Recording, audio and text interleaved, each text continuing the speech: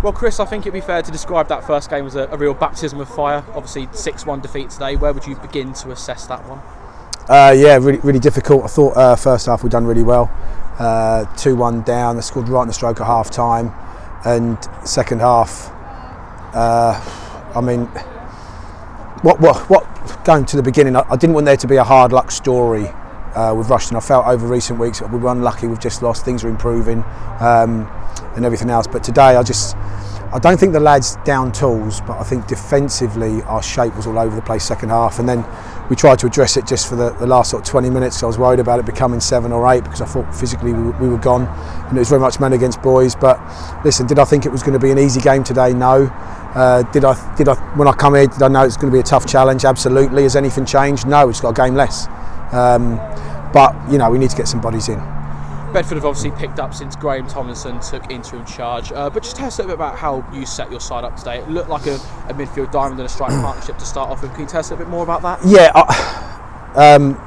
Look, Matt picked the team today, which I think was the right thing to do, but that had nothing to do with the result of the performance in terms of what had happened. Matt knows the boys, and I felt it was the right thing to do for him to take the lead on that today.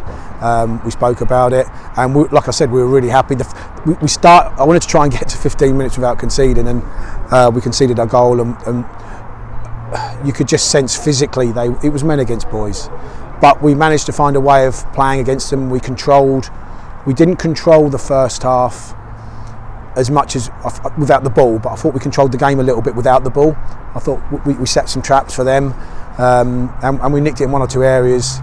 But yes, so we went with one up top. We tried to get. We knew they would play a 5, so the idea was we'd have 3 to push forward with Miguel and Peter, with Chris up top, and then but it just never materialised. At the end of the day, we weren't good enough.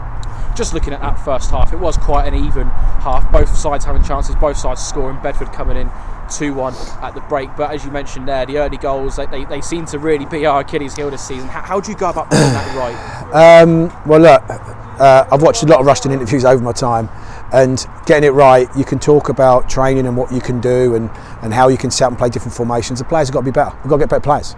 We need better players. It's as simple as that. We've got to get better players. We know that we haven't got the cash to do it, so we've got to try and be creative in the transfer market, and that's what we're trying to do. But as I've said to the players, you know, I want to try and be at Rushden for a long time. I don't want to be here for a quick fix. I want to try and help the club. We know at the moment it's difficult. We've gained a little bit of momentum off the pitch this week, and there's been some long-term success for the club, which is probably more important than short-term success on the pitch.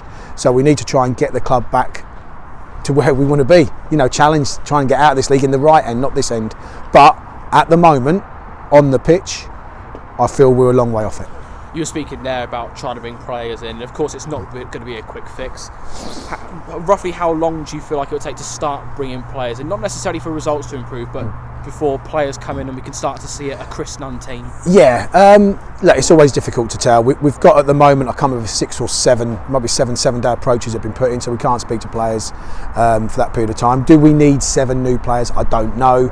I've tried to stagger it so that you can speak to players at different times, but we do need to bring some players in.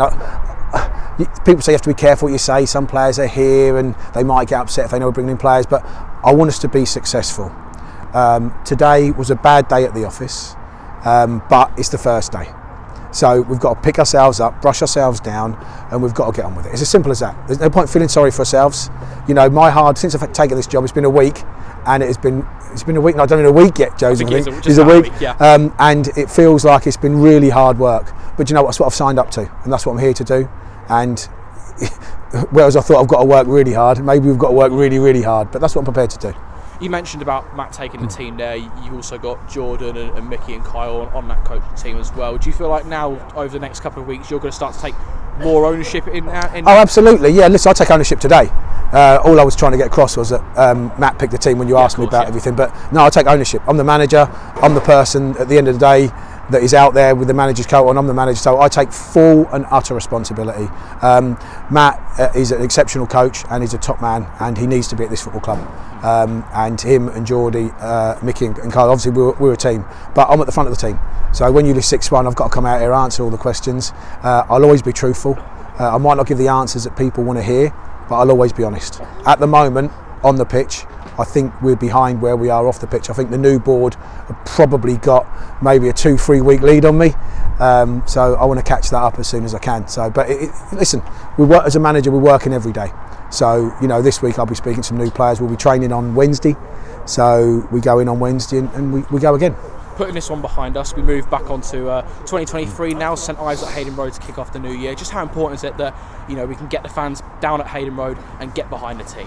Yeah, look, I mean, it goes without saying. I don't want him to be our 12th man. I want him to be our number 10 on the pitch. I want him to be out there for us. When you're on the floor, sometimes you've just got to take a breather. You see boxers do it. They get knocked down. They get to 6. They could get straight up again, and they know they're going to get punched really hard. So take your time, get yourselves up, and let's go. Let's have a go at St Ives. I mean, I did hear they were losing. I don't know what their final score was, but I can't remember what it was. But let's kind of a go. Let's try and like I said today. I'm gutted, absolutely gutted. It's not something I haven't happened to me often. Losing 6-1. It's not something I enjoyed. I don't like wanting the final whistle to come when I'm getting beat. I don't like having to make a formation change for the last 20 minutes because it's 5-1 and I don't want it to go 6, 7, 8. But those are the things that we had to do today. And it's not something I want to do again in a hurry, Joseph. Well, thanks for your time and your honesty, Chris, and we'll see you in the new year. Thank you.